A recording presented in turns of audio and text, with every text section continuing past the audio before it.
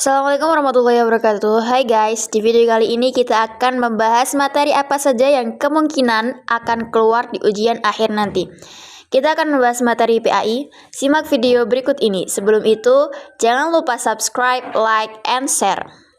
Materi yang pertama yaitu Quran Surah Al-Hujurat ayat 10 yang berbunyi A'udzubillahi minasyaitonirrajim. Bismillahirrahmanirrahim. Innamal mu'minuna ikhwatun fa aslihu baina akhawaykum wattaqullaha la'allakum turhamun. Artinya orang-orang beriman itu sesungguhnya bersaudara, sebab itu damaikanlah atau perbaikilah hubungan antara kedua saudara itu dan takutlah terhadap Allah supaya kamu mendapat rahmat. Makna dari ayat ini yaitu kita harus bersaudara atau ukhuwah Islamiyah. Nah, seperti itu. Lalu, materi yang berikutnya yaitu Al-Hujurat ayat 12 yang berbunyi A'udzubillahi minasyaitonirrajim. Bismillahirrahmanirrahim. Ya ayyuhalladzina amanu jtanibu katsiran minadh-dhanni inna ba'dadh-dhanni itsm wa la tajassasu wa la yaghtab ba'dukum ba'da ayuhibbu ahadakum ayyakula lahma akhihi maitan fakarihtumuh wattaqullaha innallaha tawwabur rahim. Nah, ayat ini menjelaskan tentang prasangka baik atau husnudzon. Materi ini wajib dihafal ya guys. Materi yang selanjutnya yaitu Al-Isra ayat 32 yang berbunyi wala taqrabuz zina innahu kana fahisyatan wa sa'a sabila. Nah, di ayat ini menjelaskan tentang perzinaan. Zina dibagi menjadi dua, yaitu zina muhsan dan zina ghairu muhsan. Zina muhsan adalah zina yang dilakukan setelah menikah atau pernah menikah atau maupun sudah menjadi janda. Nah, zina ghairu muhsan yaitu zina yang dilakukan sebelum menikah. Jadi ketika pacaran itu namanya zina ghairu muhsan. Materi yang selanjutnya yaitu An-Nur ayat 2 yang berbunyi az-zaniyatu waz-zani fajlidu kulla wahidin minhuma mi'atan jaldah wala ta'khudhukum bihima ra'fatun fi dinillahi in kuntum tu'minuna billahi wal yaumil akhir wal yashhad 'adzabahuma ta'ifatun minal mu'minin. Makna dari surah tersebut yaitu hukuman dari zina.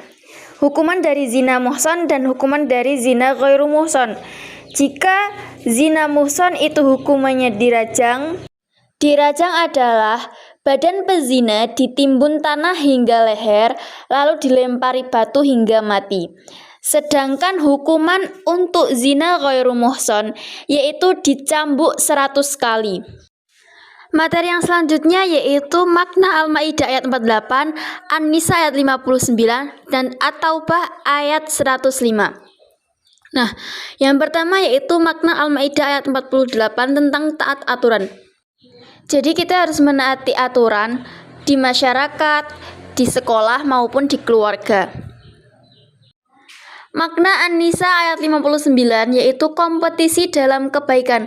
Kita berbondong-bondong dalam hal kebaikan. Lalu yang terakhir yaitu At-Taubah ayat 105 tentang etos kerja atau semangat kerja.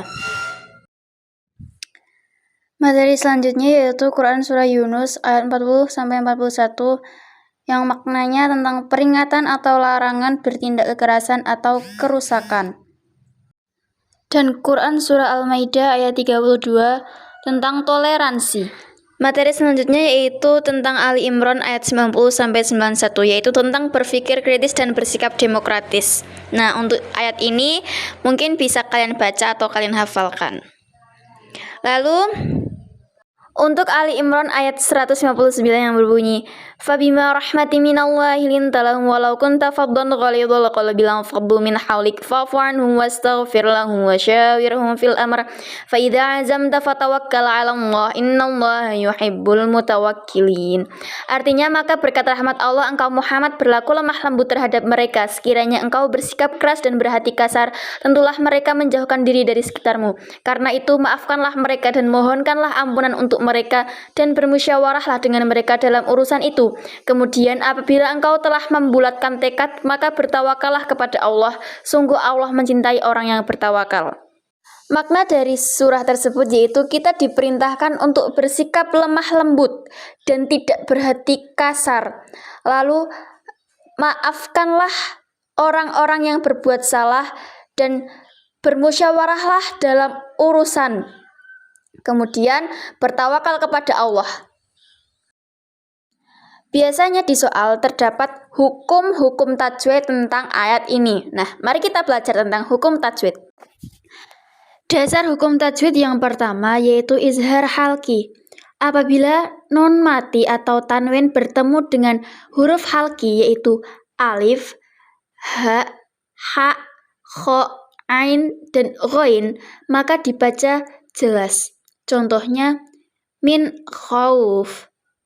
Lalu hukum bacaan tajwid yang kedua yaitu idgham bi gunnah, yaitu nun mati atau tanwin bertemu dengan huruf yanmu, ya nun mim wawu, maka dibaca dengung. Contohnya miwaliin. Lalu idgham bil gunnah. Apabila nun mati atau tanwin bertemu dengan lam atau ro, maka dibaca tidak dengung. Contohnya mil ladunhu. Seperti itu.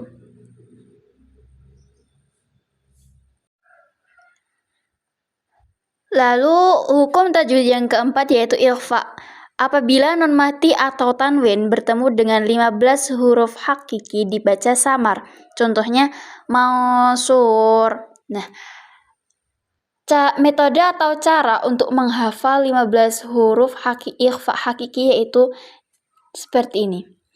Shif dasana kam jada syakhsun qad sama dum tayyiban zifitu kang dodo 5. Nah, huruf yang pertama yaitu shod, lalu fa, zal, tha, kaf, jim, dal, shin, shod, qad, sin, dal, to, zain, ta, bo, dho. Sekali lagi, sif dasana kam jada syakhsun qad sama dum tayyiban zidfitu kang dodo 5. Hukum tajwid yang terakhir yaitu iqlab. Apabila nun mati atau tanwin bertemu dengan ba, dibaca mengubah atau mengganti. Contoh, mim ba'di.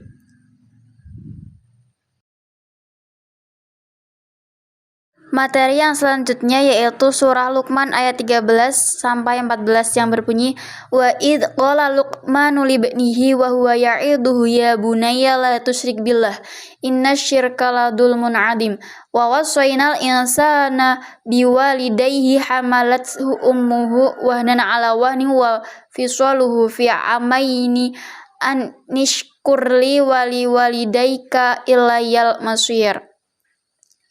Surah Luqman ini bermakna yaitu perintah untuk berbuat baik kepada orang tua, mendengar nasihat orang tua. Materi selanjutnya yaitu tentang Al-Baqarah ayat 83 yang berbunyi wa id akhadna mitsaqa bani Israila la ta'buduna illallaha wa bil walidaini ihsana wa dzil qurba wal yatama wal masakini wa qulu lin-nasi husna wa aqimus salata wa atuz zakah tsumma tawallaitum illa qalilan minkum wa antum mu'ridun. Makna surah Al-Baqarah ayat 83 yaitu beribadah kepada Allah dan berbuat baik kepada sesama manusia. Berbuat baik kepada orang tua, laksanakan sholat dan tunaikanlah zakat. Itu adalah sebagian materi yang akan keluar di ujian akhir.